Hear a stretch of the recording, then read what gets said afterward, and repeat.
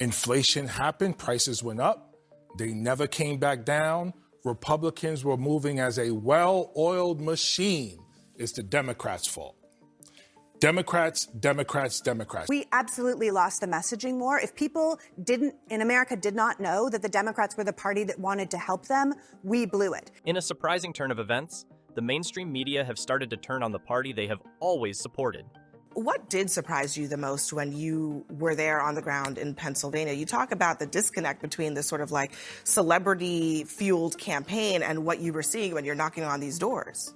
Well, first of all, the severity of the hardship for working people in the United States these days, it was really eye-opening. Julia Preston highlights how the grind of working-class Americans has reached a breaking point. It wasn't just the price of groceries. It wasn't just, it's the whole structure of work. People are doing contract work. They're working night shifts, day shifts. The Harris campaign, it sounds like, just missed it. I mean, even the Biden campaign leading up to it, they had to be dragged in a way to address the reality that people were feeling extreme economic hardship.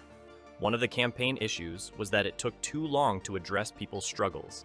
This showed they didn't plan, which might be why some voters felt ignored and looked for other choices. U.S. Representative Jamal Bowman blamed moderate Democrats for blocking important changes. We lost this race in 2021 when Joe Manchin and Kyrsten Sinema did not support Build Back Better. That was our economic populist plan. It was universal child care, universal pre-K, affordable housing, jobs, jobs, jobs, something to help people tangibly. Build Back Better was meant to be a big change, but disagreements within the party turned it into a missed chance. Inflation happened, prices went up, they never came back down. Republicans were moving as a well-oiled machine. It's the Democrats' fault. Democrats, Democrats, Democrats. We never had a response. We never recovered. Biden, in my opinion, should have decided in 2022 not to run for re-election. Now, that was brutal honesty. The GOP seized the moment while Democrats were caught scrambling. You can't disagree with that. We needed an open primary. Whoever won that open primary was going to be the person, and we get behind that person and we ride or die with that person. But this goes back to two moderate Democrats, and I want to say this explicitly, because everyone wanted to jump off a cliff. Oh, she ran too far to the left. No, she did not. She never criticized corporations, never called them out for their price gouging, because it wasn't Democrats, it's corporate price gouging. He makes a good point. Unchecked corporate practices are part of the reason costs are rising, but the Democrats' hesitation to tackle it also affected their credibility. Did you know when you were on the doors that she wasn't going to win? No, I did not. Again, partly because we did actually win in the place where I chose. I made a strategic decision to go to Allentown because I'm a Spanish speaker. Allentown is the third largest city in Pennsylvania, and it is a majority Latino city, which many people don't know. Her focus on the Latino population in Allentown shows there's a chance to gain support, but it also shows how many campaigns fail to reach important voters. My theory of the case was we're going to run up the vote with Latinos in Allentown, Pennsylvania. And I feel like that campaign was just getting going to full cruising speed by Election Day. Targeting Latino voters in Allentown was smart, but it didn't work out. That just shows that better outreach is needed. Seemed like reading your article, it also seemed like you adjusted your message after meeting a bunch of people. You were like, these people are having trouble with dental insurance. These people can't afford enough food. These people are struggling with this. We are told to miss this entire block of housing because we don't have a message for them. We absolutely lost the messaging war. If people in America did not know that the Democrats were the party that wanted to help them, we blew it.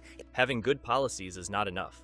They need to be communicated well, too. You had the right. rap sheet of the policies. I mean, was that responsive to what people were experiencing? It was. I do fault not the Biden campaign, but the Biden White House for a complete failure of communication of what they were doing. We got out there and there really was no knowledge at all about what Biden administration had done.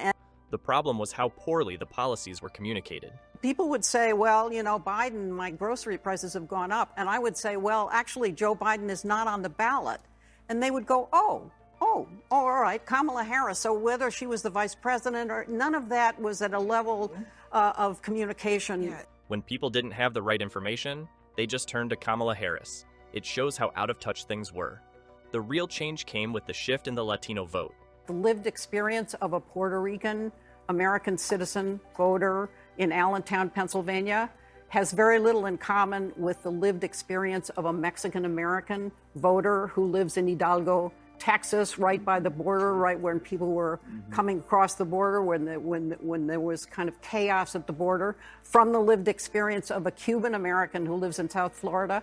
Each community faces its challenges, even within the Latino population. For many Latino voters in Texas, the border issue is a top concern, but it's not as important for others in different areas. That's part of the problem. Also, people they put all Latinos together, but they're very yes, diverse. This diverse. is very diverse, Yeah, and so that would be the first point that I would make. The second point is that it varied a lot, but the people who came to the doors, the stress of working life for working class people and even middle class people. The economic stress has shaped how people view the political landscape. It's not just CNN turning on the Democrat Party. America's failing public education system has also taken a huge financial hit, with billions of dollars to educate the illegal migrant children who have crossed into our country over the past 4 years. You know, it's hard to believe that school leaders would oppose this effort of keeping these families together as their families are repatriated to their home countries, because the influx of migrants has put an unmanageable strain on our education system. The education system was already struggling with funding. Our school board member, I can tell you, our system is already strained of funds, meeting the needs of students who are coming in with challenges, like who do not speak English as their first language, who are behind academically. And the pandemic only exacerbated those issues. And we're really putting the onus on our teachers to manage students coming in. The turnover of students alone can be overwhelming. What are some of the stats across the country when it comes to our failing education system? Well, unfortunately, they are abysmal. As you know, the NAEP scores recently came out that showed only about a third of our 4th and 8th grade students are reading on grade level. And we witnessed the largest drop in math scores in those 2 grade levels in recorded history. This creates a setback that is going to take years to recover from. It serves no good purpose for some of these teachers right now either. As you said, they're incredibly frustrated. It's not just the American kids, it's the migrant kids also who are incredibly frustrated. How much is this costing the American taxpayer?